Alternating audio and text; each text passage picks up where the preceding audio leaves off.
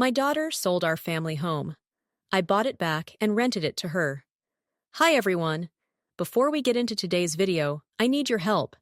We've noticed that the channel's reach has been dropping a bit, and one of the best ways you can support us is by subscribing. It's quick, free, and helps us keep bringing you new and interesting stories. Your support means the world to us, and together we can grow this channel. Thank you so much. Now let's get to today's story. I'm writing from a temporary account for obvious reasons, and I've changed some details to protect my anonymity. There are things that cannot be measured in money. I always knew this, but I truly understood it only when my daughter Anna told me, "Mom, I sold the house." Our house stood on a quiet street lined with old maples. It was a 2-story building with white clapboard siding that needed repainting every few years. A wraparound porch where the wood creaked in a familiar pattern under your feet, and a kitchen window that caught the morning sun just right. The house wasn't grand. It wasn't in a fashionable neighborhood, but it was ours. I bought it 32 years ago, when Anna was just 2 years old and my husband Michael was still alive. We had saved for years, collecting every spare dollar in a coffee tin on top of the refrigerator. When we finally had enough for a down payment, Michael carried me over the threshold, even though we'd been married for 3 years already. "New house, new beginning," he said, laughing as he nearly dropped me. The house smelled of possibilities back then. Fresh paint and sawdust, because Michael insisted on building the bookshelves himself. Later, it would smell of other things. Banana bread cooling on the counter every Sunday morning, the lavender sachets I kept in the linen closet, wet dog after our golden retriever Max came in from the rain, and always the particular scent of old wood and memories that a house accumulates when it becomes a home. Anna took her first steps in the living room, holding on to the coffee table we'd bought at an estate sale. She learned to read curled up in the window seat Michael built into the alcove by the stairs. When she was 7, we measured her height against the doorframe of the pantry, marking it with a pencil and the date. Every year, another line. Every year she grew. Michael died when Anna was 13. Heart attack, sudden and cruel. One morning, he was drinking coffee at the kitchen table, reading the newspaper and complaining about the mayor. And by evening, he was gone. The house held us through that grief. It absorbed our tears into its floorboards and gave them back as strength somehow. The walls that had heard our laughter learned to hear our crying, too. I raised Anna alone in that house. I worked 2 jobs: bookkeeper at a dental office during the day, weekend shifts at the hospital cafeteria. But I kept the house. I patched the roof when it leaked, replaced the furnace when it died, painted the trim every few years in the same shade of forest green Michael had chosen. The house was more than shelter. It was continuity. It was proof that we had been a family, that Michael had existed, that love had lived here. Anna graduated high school in the living room during the pandemic. Just her and me, watching the ceremony on a laptop, her cap and gown bought online. I baked a cake lemon, her favorite, and we ate it at the dining table, where she'd done every homework assignment since kindergarten.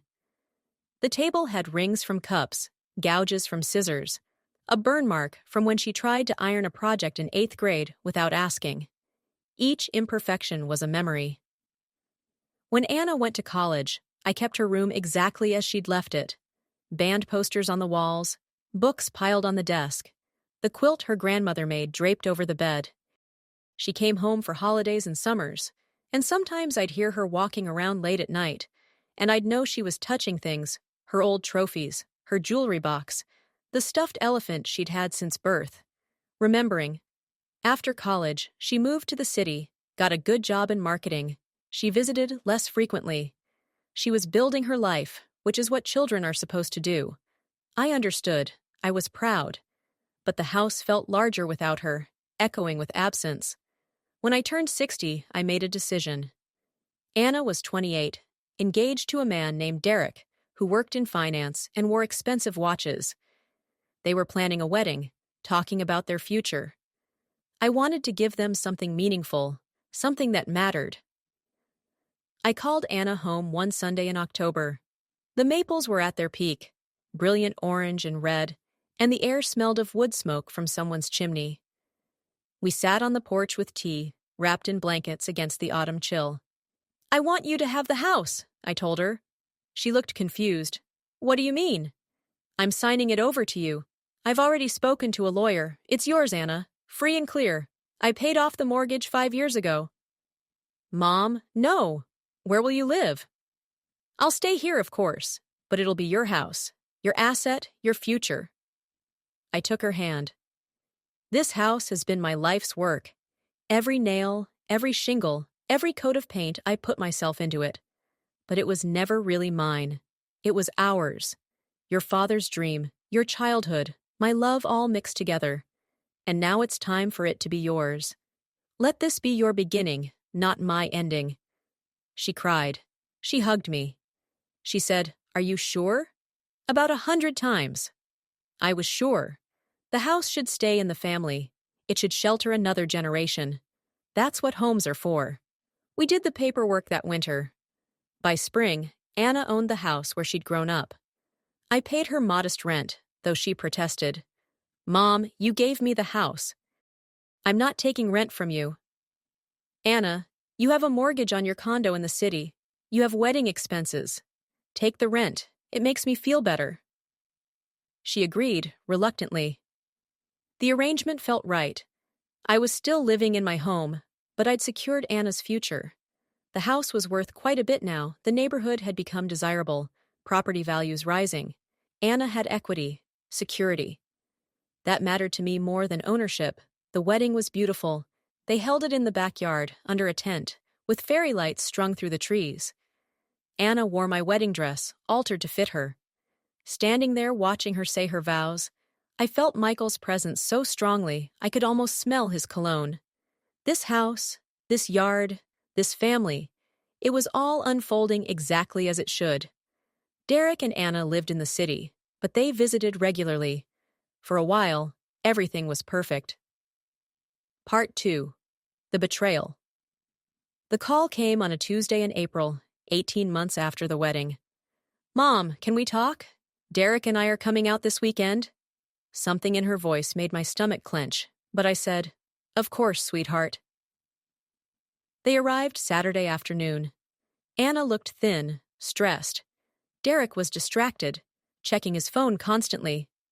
We sat in the living room, the same room where Anna had learned to walk, where we'd grieved Michael, where I'd wrapped her in blankets when she was sick. "Mom," Anna began, and I could hear her rehearsing these words. "Derek and I have been thinking about our future. We want to start investing, building real wealth, and we've realized we have an asset that's just sitting here, not doing anything." My heart started pounding. I knew what was coming. "We're going to sell the house," she said. The words hung in the air like a poison. For a moment, I couldn't breathe. "Sell it," I repeated stupidly.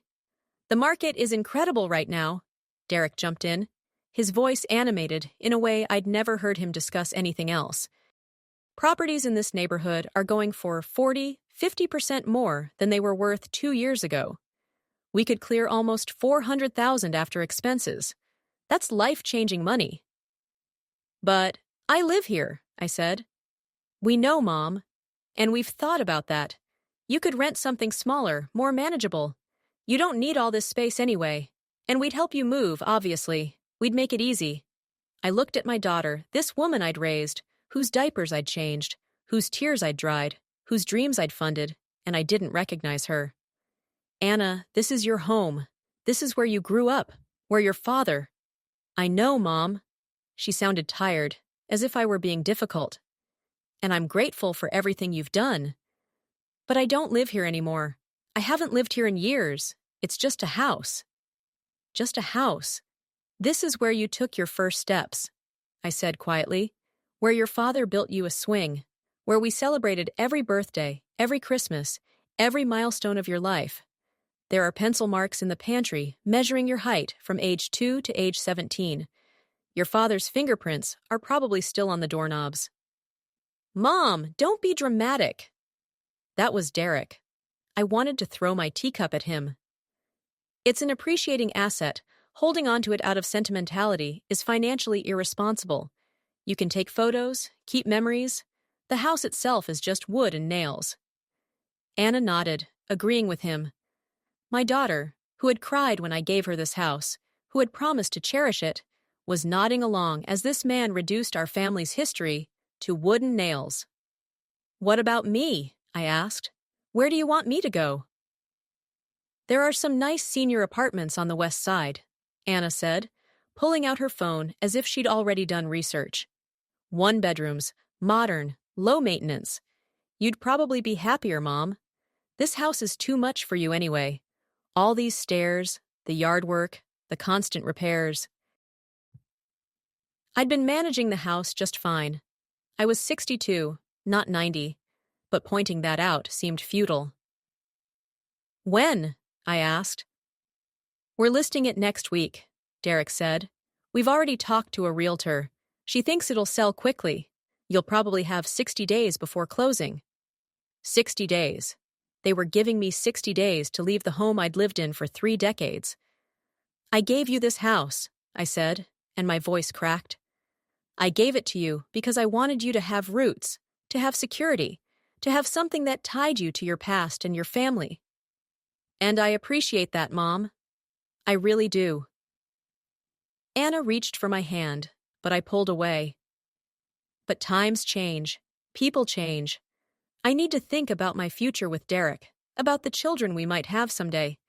This money could buy us a bigger place, could fund college educations, could give us the life we want. The life you want, I repeated. And what about the life we had? What about your father's memory? What about everything this house represents? Dad's been gone for 15 years, Mom. Anna's voice went cold. I loved him too. But we can't live in the past forever. At some point, you have to let go. I stood up. My legs were shaking. Get out. Mom, get out of my house. I was crying now, ugly sobs. You want to sell it?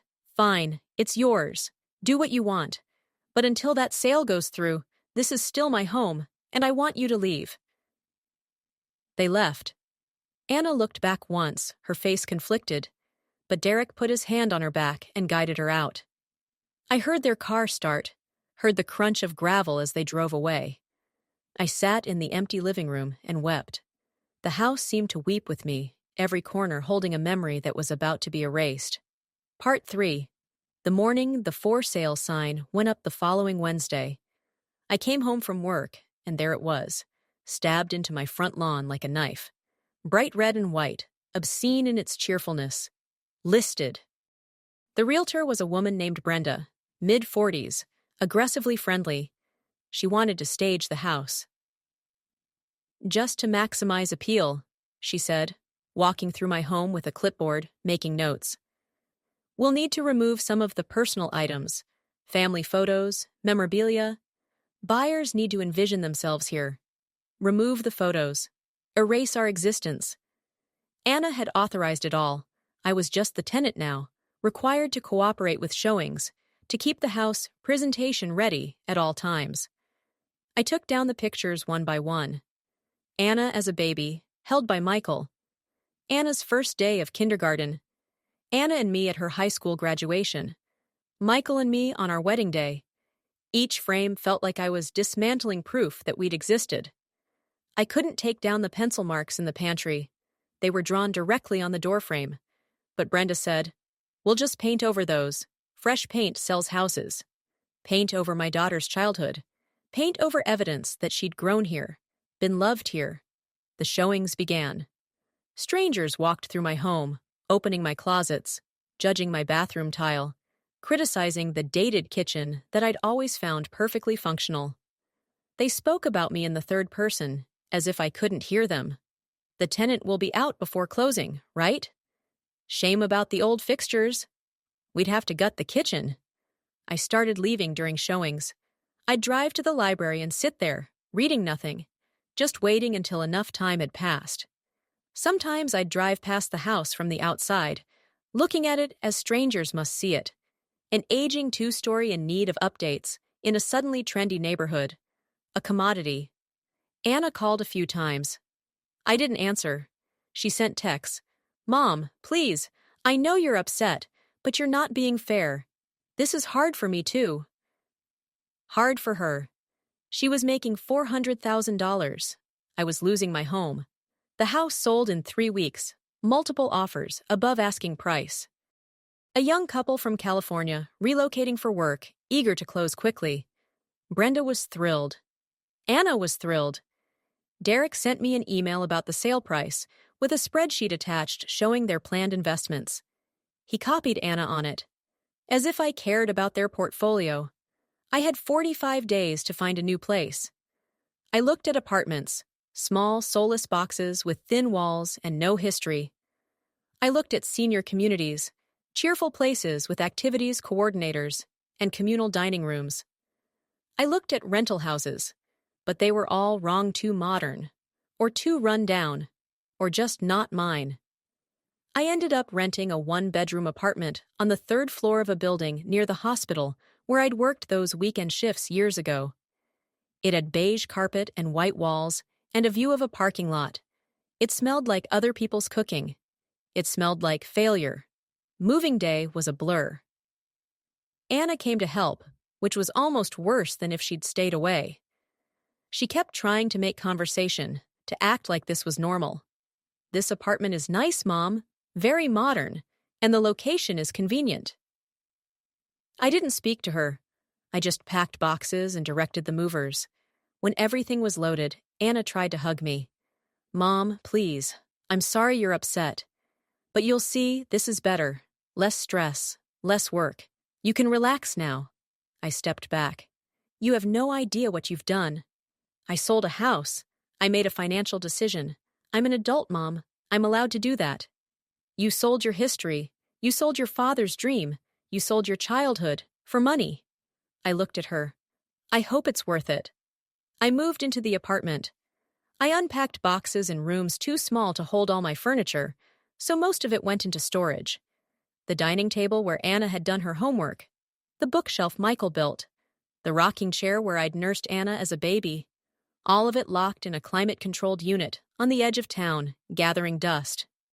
At night, in my beige apartment, I'd lie awake and think about the house. Who was living there now? What were they doing to it?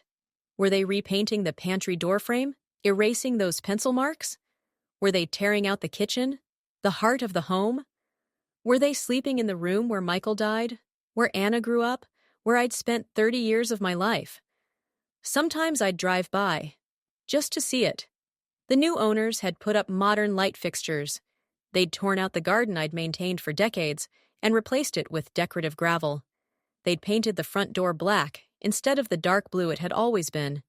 Each change felt like a small death. Part 4. The unraveling. I didn't hear from Anna much after the move. She sent birthday cards, called on holidays. The conversations were stilted, brief.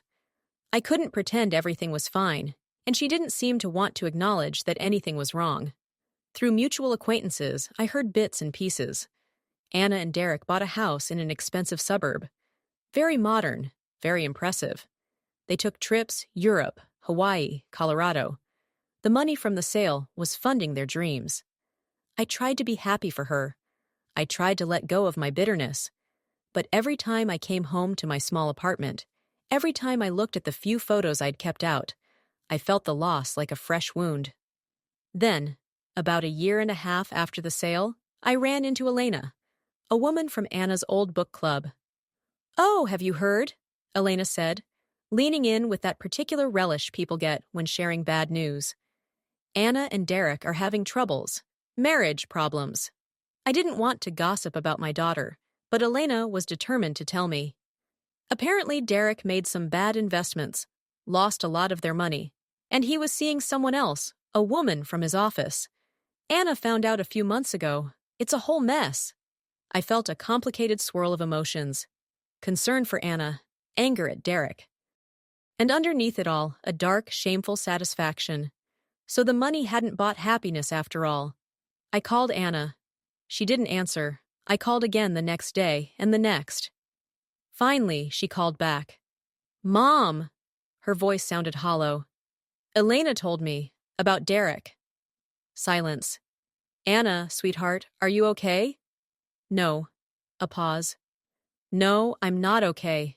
We're getting divorced. It's bad, Mom. The money's mostly gone. Derek invested in his friend's startup and it went under. And the house we're going to have to sell it. I can't afford the mortgage on my own, and Derek's declaring bankruptcy, so... My daughter, who had sold her inheritance for security, was broke and alone. Where are you going to go? I asked. I don't know. I've been looking at apartments, rentals. Everything's so expensive now, Mom. I don't know how people afford it. I almost said, you had a house, paid off. You sold it. But I didn't. Because she was my daughter, and she was hurting. Come stay with me, I said instead. Just until you figure things out. Your apartment is tiny. I'll make room. Another long silence. I don't know if I can, Mom. I don't know if you've forgiven me. You're my daughter, I said. Come home. She came. She showed up with 2 suitcases and red eyes, and I held her while she cried. She told me everything, Derek's affairs, the lost money, the mounting debt, the humiliation of her marriage falling apart. And through it all, I kept thinking, you sold your father's house for this man. You chose him over your family's history. But I didn't say it. I just held her. She slept on the pull-out couch in my living room. We moved around each other carefully in the small space, polite like roommates. She was job hunting. She'd quit her position to move for Derek's career. And now she was starting over. One night, about 2 weeks after she'd moved in, we were eating dinner at the small kitchen table when Anna suddenly said, I made a mistake. I waited. Selling the house. I made a mistake, Mom. I didn't understand. I thought I was being smart, being practical. But I traded something irreplaceable for money, and then the money disappeared, and now I have nothing. No house, no marriage, no roots. Nothing. You have me, I said quietly. She started crying. I'm so sorry. I'm so sorry. You gave me everything, and I threw it away. I reached across the table and took her hand. You didn't know. I should have known. You tried to tell me. But Derek was so sure, and I wanted to believe him. I wanted to believe we were building something better than the past, and instead, I just destroyed it. We sat there in silence, holding hands across the small table in my small apartment, 2 women who had both lost the same house. Part 5. The Circle. 3 months later, I got a call from Brenda, the realtor who'd sold my house. Margaret, hi. I hope you don't mind me calling. I kept your number from when... Well, anyway, I wanted to let you know that the property on Maple Street, your old house, it's back on the market. My heart stopped. What? The couple who bought it, they're relocating again. Job transfer to Singapore. They're motivated sellers. I thought maybe you'd want to know. I mean, I know it was hard for you to leave. If you ever thought about... Well, I have your number. Just thought I'd mention it. After I hung up, I sat very still. The house was for sale again. My house. Anna's house. The place where Michael had lived and died, where our family had existed. I had some money saved. Not much, but I'd been careful. I'd kept working, kept putting money aside, and the apartment was cheap enough that I'd been able to save more than I spent. Could I? I looked up the listing online. They wanted $625,000. More than the couple had paid, but not impossibly more. And I had the money from selling my car last year. I didn't need one in the city. I had my retirement account. I had the small life insurance payout from Michael that I'd never touched. I called my bank. I ran numbers. I made spreadsheets at 2 a.m, calculating mortgage payments and property taxes and insurance costs. It would be tight. Very tight. I'd have to work past retirement. I'd have to budget carefully. But it was possible. I didn't tell Anna. She was busy rebuilding her life, applying for jobs, going to therapy to process the divorce. She didn't need to know I was doing something possibly insane. I made an offer. Below asking, but reasonable. And because the sellers were in a hurry, because they needed to close quickly, they accepted. 6 weeks later, I signed the papers. The house was mine again. I didn't move back in right away. I had tenants. The couple was still there for another month. And besides, I needed to think, to plan. Anna got a job offer, a good one, in the city, but it didn't pay quite enough for her to afford a decent apartment. She'd been looking at places, growing discouraged. "Everything is either too expensive or too terrible," she said one night. "There's literally nothing in my price range that isn't either an hour away or a complete dump." "Keep looking," I said. "Something will turn up." The couple moved out of the house at the end of the month. I went to see it, walking through rooms that had been mine, then Anna's, then strangers, and now mine again. They'd made changes: the black front door, the modern fixtures, the gravel yard. But underneath it all, it was still the same house. The same floorboards creaking, the same morning light through the kitchen window, the same smell of old wood and memories. And in the pantry, under 3 layers of paint, I could still see the faint outline of those pencil marks. I hired painters, asked them to restore things to how they'd been. I hired gardeners to tear out the gravel, to replant flowers. I replaced the light fixtures with ones that matched the originals. Slowly, carefully, I brought the house back. When it was ready, I called Anna. "I heard about a rental property," I said. "Good neighborhood, reasonable price. Want to come see it with me?" She was grateful for the help. We drove out together on a Sunday morning, Anna chatting about her new job, about how she was feeling better, stronger. She was healing. When I pulled up in front of the house on Maple Street, Anna went quiet. "Mom?" I parked. We sat there looking at the house. "I don't understand," Anna said. "I bought it back," I said simply.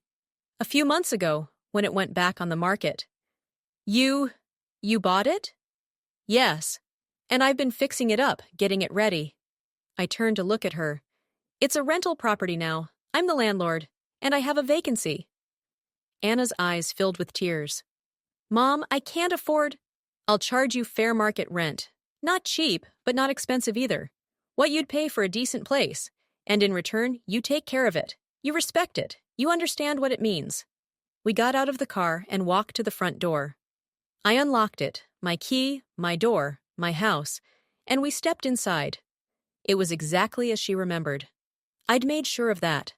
The furniture I'd pulled from storage, the photos back on the walls, even the quilt on the bed in her old room, the one her grandmother had made. Anna walked through the house like she was in a dream, touching things, crying quietly. She went to the pantry, and I'd left it unpainted, the pencil marks visible again. "Anna, age 2, September 1995. Anna, age 7, September 2000. Anna, age 12, September 2005. All of them still there, still marking her growth, her childhood, her place in this house. "How?" she whispered. "I never stopped saving, never stopped being careful, and when I had the chance, I took it." She turned to me. "Why? After what I did to you, why would you do this?" I thought about my answer carefully. "Because this house should stay in our family. Because your father built those bookshelves and planted that oak tree in the backyard. Because I measured you against that doorframe and made you banana bread in that kitchen and held you when you cried in that living room. Because houses aren't just wood and nails, Anna. They're the container for our lives. And I wasn't ready to let this one go." "I don't deserve this," she said. "No," I agreed. "You probably don't, but I'm not doing it for you. I'm doing it for me, for your father, for the family we were. This house doesn't belong to you anymore. It's mine. But you can live here if you promise me something. Anything. That you'll remember what it means. That you'll understand it's not an asset or an investment. It's a home. It's a history. It's where you came from. And you don't sell that. Ever." We signed the rental agreement that afternoon at my kitchen table, in my house.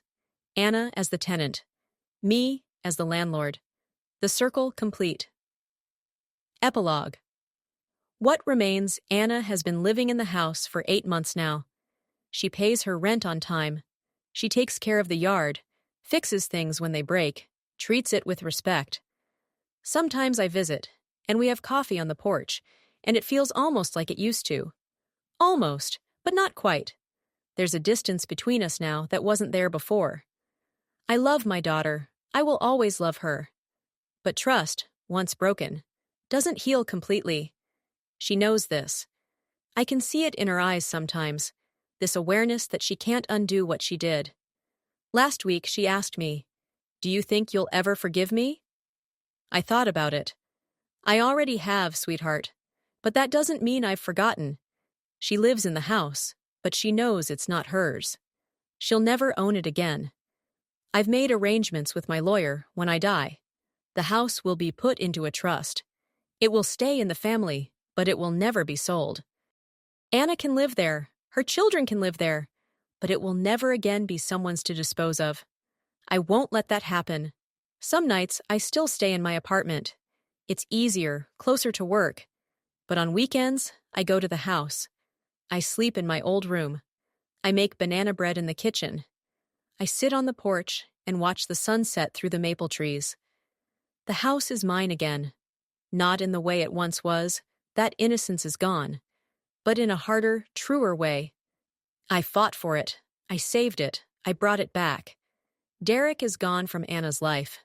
The money is gone. The illusions are gone. But the house remains. And maybe that's the lesson. People will disappoint you. Circumstances will change. But the places that hold your history, if you're willing to fight for them, those can be saved. I keep a journal now. Last night, I wrote this. A house is not walls and a roof. It's not square footage or market value. A house is the accumulation of everything that happened within it. It's the first steps and the last breaths. It's the laughter and the tears. It's the ordinary moments and the extraordinary ones. It's proof that we lived, that we loved, that we mattered, and memory must belong to those who cherish it, not to those who would sell it for convenience or profit or someone else's dreams. Memory belongs to the keepers. And I am a keeper. This house is mine. Not because my name is on the deed, though it is, but because I understand what it holds, because I know what was lost and what was saved, because I made sure that what my husband built, what my daughter grew up in, what my family lived in, all of that would survive. Anna lives here now, but she lives here knowing it's not hers to destroy. And maybe that's enough. Maybe that's the inheritance she really needed. Not ownership, but understanding. Some things are not for sale. Some things matter more than money. Some things, once lost, must be fought for. And when you get them back, you hold them tighter, guard them better, and make sure that everyone knows. This matters. This is sacred. This is home. I close the journal and put it away. Tomorrow, I'll go to the house again. I'll walk through the rooms, touch the walls, remember everything, and I'll know that I did what I had to do. I saved our history. I brought us home. And that, more than anything else, is what matters.